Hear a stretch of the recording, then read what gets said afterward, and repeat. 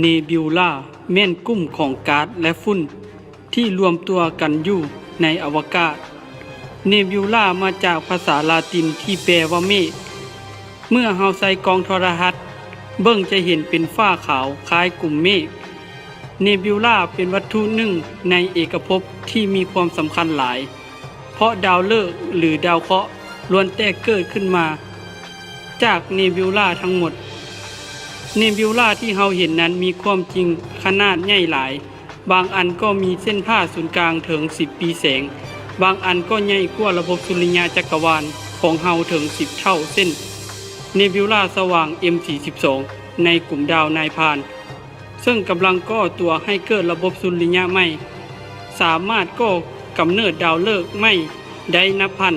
และเนบิวลาส่วนใหญ่จะไกลจากเฮาหลายนับ10นับร้อยปีแสงแต่บ่ไกลเกินระบบทางสร้างเพื่อของเฮาเพราะเนบิวลาเป็นสมาชิกส่วนหนึ่งของกาแล็กซี่ทางสร้างเพื่อเนบิวลาแบ่งเป็นประเภทได้ตามการส่องสว่างได้ดังนี้ 1. เนบิวลาสว่าง 2. เนบิวลาดาวเคราะห์ 3. เนบิวลามืด 4. เนบิวลาประเภทซากซูเปอร์โนวา 1. เนบิวลาสว่างแบ่งออกเป็น2ประเภทคือเนบิวลาเปล่งแสงเป็นเนบิวลาที่มีแสงสว่างในตัวเองเกิดจากการเรืองแสงของอะตอมของไฮโดรเจนที่อยู่ในสถานะไอออนในบริเวณ H2 region เนื่องจากได้รับความร้อนจากดาวฤกษ์ภายในเนบิวลาซึ่งโดยทั่วไปแล้วก็คือดาวฤกษ์เกิดใหม่ที่เนบิวลานั้นสร้างขึ้นนั่นเองการเรืองแสงนั้นเกิดขึ้นเนื่องจากอิเล็กตรอนอิสระกลับเข้าไปจับกับไอออนของไฮโดรเจนและคายพลังงานออกมาในช่วงคลื่นที่ต่างๆโดยค่าความยาวคลื่นเป็นไปตามสูตร E เท่ากับ hc ส่วนให้ลัมดาเมื่อ E เป็นพลังงานที่อะตอมของไฮโดรเจนคายออกมา H เป็นค่าคงตัวของพลังงาน C เป็นความไวแสงและลัมดาเป็นความยาวคลื่น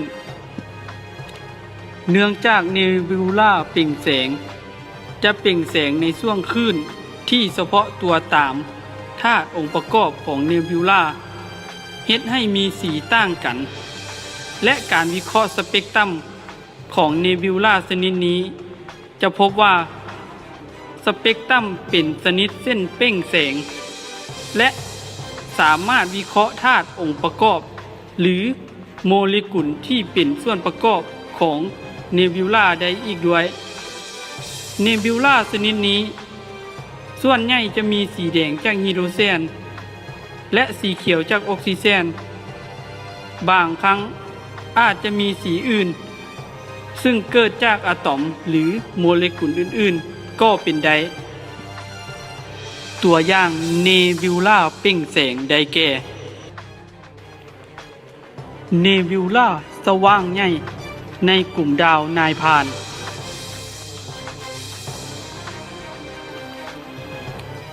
เนบิวลาอเมริกาเหนือในกลุ่มดาวหงส์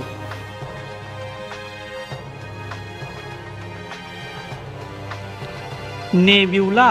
ทะเลสาบในกลุ่มดาวคนยิงธนูเนบิวลากระดูกงูเหือเป็นต้นเนบิวลาสะท้อนแสงเป็นเนบิวลาที่มีแสงสว่างคือกันกับเนบิวลาเปล่งแสงแต่แสงจากเนบิวลาชนิดนี้นั้นเกิดจากการเจือกของแสงจากดาวใกล้เคียงที่บ่ร้อนหลายพอที่จะเฮ็ดให้เนบิวลาชนิดนี้นั้นเปล่งแสงขบวนการดังกล่าวเฮ็ดให้เนบิวลาชนิดนี้มีสีฟ้าองค์ประกอบหลักของเนบิวลาชนิดนี้เฮ็ดหน้าที่การเจือกของแสงจากดาวฤกษ์คือ ฝุ่นระหว่างดาวการเจือของแสงของฝุ่นระหว่างดาวเป็นขบวนการเดียวกันกับการเจือของแสงของฝุ่นในบรรยากาศซึ่งเฮ็ดให้ท้องฟ้ามีสีฟ้าตัวอย่างเนบิวลาสะท้อนแสงเช่นเนบิวลาในกระจุกดาวลูกใกล้บริเวณดาวเมโลเปเนบิวลาหัวแม่มดเนบิวลา M78 ในกลุ่มดาวนายพรานเป็นต้นเนบิวลาชนิดนี้บางครั้งก็เห็นอยู่เป็นส่วนหนึ่งของเนบิวลาเปล่งแสงเช่นเนบิวลาสามแสกที่มีทั้งสีแดงจากฮีโดรเจนสีเขียวจากออกซิเจนและสีฟ้าจากการสะท้อนแสงเป็นต้น 2. เนบิวลาดาวเคราะห์เนบิวลาดาวเคราะห์เป็นส่วนหนึ่งของวิวัฒนาการในช่วงสุดท้ายของดาวฤกษ์มวลสารน้อยและดาวฤกษ์มวลสารปานกลางเมื่อมันเข้าสู่ช่วงสุดท้ายของชีวิตฮีโดรเจนในแกนกลางลดลงส่งผลให้ปฏิกิริยาเทอร์โมนิวเคลียร์ภายในแกนกลางยุติลงเฮ็ดให้ดาวฤกษ์เสียสมดุลระหว่างแรงดันออกจากความร้อนกับความแรงดึงดูดเฮ็ดให้แกนกลางของดาวยุบตัวลงเข้าหาศูนย์กลางเนื่องจากแรงดึงดูดของตัวมันเองจนกระทั่งหยุดเนื่องจากแรงดันดีเจเนอร์เลซี่ของอิเล็กตรอนกลายเป็นดาวแค่ขาวเปลือกภายนอกและเนื้อสารของดาวเคราะห์จะหลุดออกและขยายตัวไปในอวกาศเป็นเนบิวลาดาวเคราะห์ซึ่งบ่มีพลังงานอยู่แต่มันสว่างขึ้นได้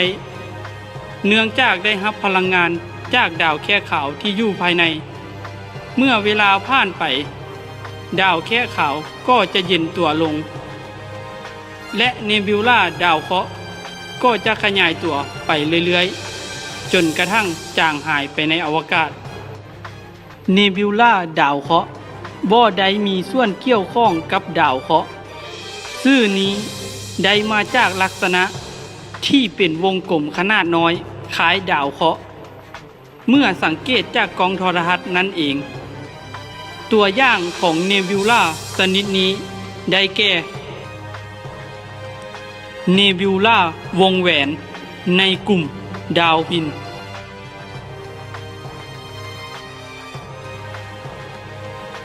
เนบิวลาดัมเบลเนบิวลาตาแมวเนบิวลาเขียว 3. เนบิวลามืดเนบิวลามืดมีองค์ประกอบหลักเป็นฝุ่นหนาเส้นเดียวกับเนบิวลาสะท้อนแสงแต่เนบิวลามืดนี้บ่มีแหล่งกำเนิดแสงอยู่ภายในหรือโดยรอบเฮ็ดให้บ่มีแสงสว่างเฮาจะสังเกตเห็นเนบิวลามืดใดเมื่อมีเนบิวลาสว่างหรือดาวฤกษ์จำนวนหลายเป็นซากหลังจะปรากฏเนบิวลามืดขึ้นเป็นเงามืดด้านหน้าดาวฤกษ์หรือเนบิวลาสว่างเหล่านั้นตัวอย่างเนบิวลามืดที่มีซากหลังเป็นเนบิวลาสว่างเช่น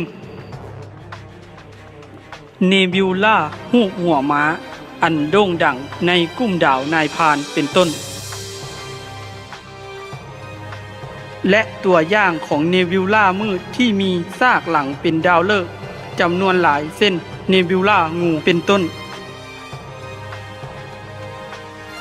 4. เนบิวลาประเภทซากซูเปอร์โนวาเนบิวลาประเภทนี้คือเศษซากความหลังของดาวฤกษ์มวลสารหลายที่หมดอายุไขและระเบิดเป็นซูเปอร์โนวาการเกิดของซูเปอร์โนวาของดาวฤกษ์ จะเฮ็ดให้เกิดการพ่นตัวกระจายตัวของมวลสารที่เหลือของดาวทั้งหมดลงเหลือเป็นกลุ่มก๊าซฝุ่นกระจายอยู่รอบๆดาวฤกษ์ดวงนั้น สิ่งที่น่าสนใจคือเนบิวลาประเภทนี้มีสิ่งสุดท้ายที่เหลืออยู่คือดาวนิวตันและอยู่ใจกลางของเนบิวลาประเภทนี้เนบิวลาที่มีชื่อเสียงได้แก่เนบิวลาปูในกลุ่มดาวงัวเป็นเศษซากจากซูเปอร์โนวาในปีค.ศ. 1054 เนบิวลาผ้าคลุมไหลในกลุ่มดาวหงส์เป็นเศษซากซูเปอร์โนวาประมาณ 5-10,000 ปีมาแล้วแคสซิโอเปียเอเป็นเศษซากของซูเปอร์โนวาในปีค.ศ. 1680 ซากซูเปอร์โนวา SN 1987A เป็นการระเบิดของดวงดาวบริเวณรอบนอกของทาเลนเทอร่าเนบิวลาในกลุ่มเมฆ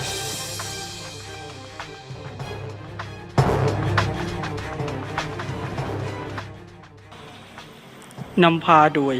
อาจารย์ปวี สุวรรณวงศ์ตัดต่อและภาคเสียงโดยท้าวจันทมณี